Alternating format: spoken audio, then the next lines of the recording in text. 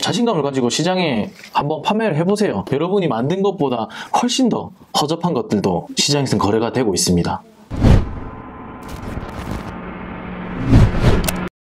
네, 안녕하십니까, 티와입니다. 오늘은 제가 제 작품을 누군가에게 돈 주고 팔지 않는 이유에 대해서 포스팅을 하려고 해요.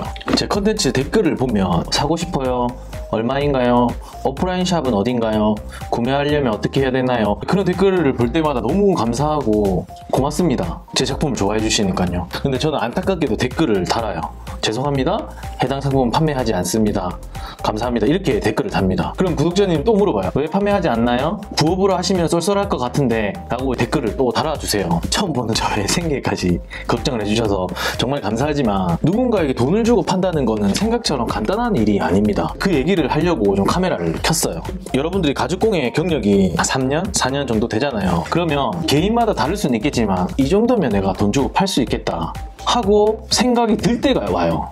여기서 말하는 내가 뭔가를 판매할 수 있다는 수준은 내 작품을 얼마에 판매한다 이런 단순한 얘기가 아니라 그냥 내 자신이 확신이 들 때를 얘기를 하는 겁니다. 이 작품은 누가 봐도 판매가 가능한 작품이다, 팔아도 욕은 안 먹겠다 하는 정도의 수준인 거죠. 개인마다 다 다를 수 있겠지만 의심 없이 그런 확신이 들 때가 있어요. 제가 예전에 여권 지갑이랑 자동차 키케이스 를 판매한 적이 있어요. 그때는 제 작품이 얼마나 시장에서 수요가 있는지 궁금해서 좀 저렴한 가격에 카페에 올렸어요. 그러니까 실제로 문의가 많이 오더라고요. 그래서 몇 개를 팔았어요. 근데 그 중에 한 고객이 저도 생각하지도 못한 이야기를 하시는 거예요. 사실 제 작품이 결정적인 결점이 있고 이런 건 아니었거든요. 그래서 컴플레인이라고 보기에도 좀 그렇고 그냥 그 고객의 입장에서 느끼기에 아쉬운 점들을 설명을 해주더라고요. 그분은 제가 가죽공예를 더 잘할 수 있도록 조언을 해드리고 싶다고 하셨고, 저도 그분의 진심이 느껴졌어요. 그래서 이제 들었는데 듣고 보니 하나부터 열까지 정말 맞는 말씀만 하시더라고요.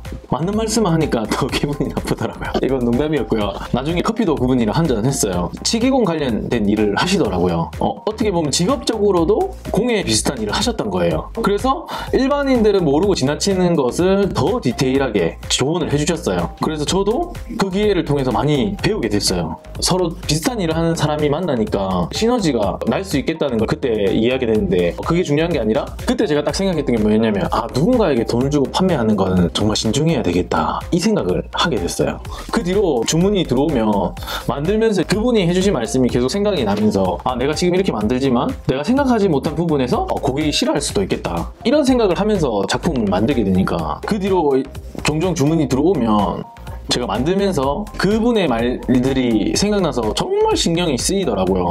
내가 이렇게 잘 만든다고 만들었는데 상대방이 느끼기에는 아닐 수도 있겠구나, 이런 것들을 생각하니까 작품 하나하나 만드는 그 시간이 길고 고통스럽더라고요. 어차피 내가 쓸 거를 만들면 실수를 해도 그냥 제가 쓰면 그만이잖아요. 근데 누군가에게 이걸 판매하게 되면 그 사람은 계속 이걸 사용하면서 그 결점들을 발견을 하게 되겠죠. 그 사람도 불만이 생기지만 대놓고 말은 못하고 되게 찝찝한 상황이 되는 거고, 나도 뭐가 잘못됐지, 분명히 불만사항이 있을 건데 나도 불안하고, 서로에게 마이너스인 거예요. 이런 과정들이 계속 반복되니까 진짜 이만한 카드 지갑을 만들면서 제가 스트레스 받고 늙더라고요. 그래서 내린 결론이 뭐였냐면, 그냥 내 거만 만들자, 몇십만 원 받아봐서 내가 뭐 하겠냐, 그냥 내가 마음 편하게 내 거나 만들자, 이렇게 결심을 하게 됐어요. 그리고 생각해보면 제 거 만들 때 제일 많이 몰입하고 즐겁게 만들었던 것 같아요. 그래서 진짜 업이랑 취미는 정말 다른 별개이구나, 이거를 그때 절실히 느끼게 됐어요. 내가 가죽 작품을 누구한테 판매를 하는 거는 내 작품의 가격이 얼마 이런 걸 떠나가지고 작품을 산 사람이 정말 만족할 만한 실력이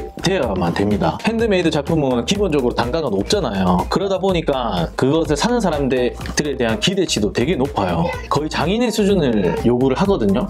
근데 저마다 그 기준은 다 달라요. 그러니까 그걸 충족시키려면 얼마나 힘들겠어요. 실제로 제 와이프는 명품 브랜드를 사도 불편함을 호소할 때가 있거든요.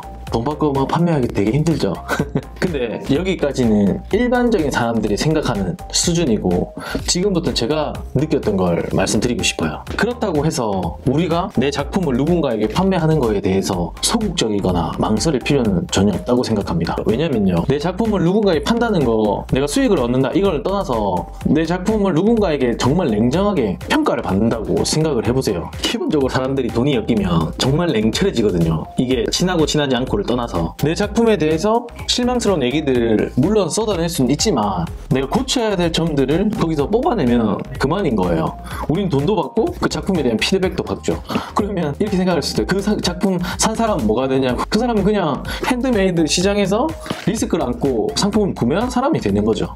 그리고 정말 고객이 말도 안 되게 생각을 한다면 환불해줘야죠. 그러면 깔끔하게 상황이 정리가 되는 거죠. 대신에 우리는 그 작품을 만들기 위해서 고민했던 노력과 그분들의 조언을 받으면서 실력이 더 올라가는 거죠. 이게 어떻게 보면 나는 핸드메이드 작품을 판매하기 어려워, 실력이 모자라다고 생각을 할 수도 있겠지만 반대로 생각하면 그런 시행착오를 겪으면서 배우는 거죠. 그러면서 여러분들의 멘탈이 조금씩 단단해지는 겁니다. 누구한테 상품 판다는 거 정말 쉽지 않은 일이고 어렵고 두려운 일이기도 해요. 스트레스도 많이 받고. 그렇지만 많은 사람들이 자기의 핸드메이드 작품을 판매합니다. 클레임도 받고 환불도 해줘요. 그러면서 이런 핸드메이드 시장이 형성이 되는 거죠. 그런 큰 관점에서 본다면 내가 실수를 하고 좀 더 완성도 높지 않은 작품을 만드는 게 그게 그렇게 내가 의기소침해지거나 소극적일 필요가 전혀 없다는 거죠. 그리고 특히나 독학하시는 분들은 이런 과정이 꼭 필요해요. 그리고 내 실력을 다른 사람들이 많이 인정해주면 인정해줄수록 이 가죽공예 취미를 즐겁게 할 수 있는 방법이 됩니다. 그러니까 미리 겁먹지 말고 자신감을 가지고 시장에 한번 판매를 해보세요. 여러분이 만든 것보다 훨씬 더 허접한 것들도 시장에서 거래가 되고 있습니다. 자, 제 컨텐츠는 여기까지였고요. 도움이 되셨다면 좋아요, 구독 부탁드립니다. 감사합니다.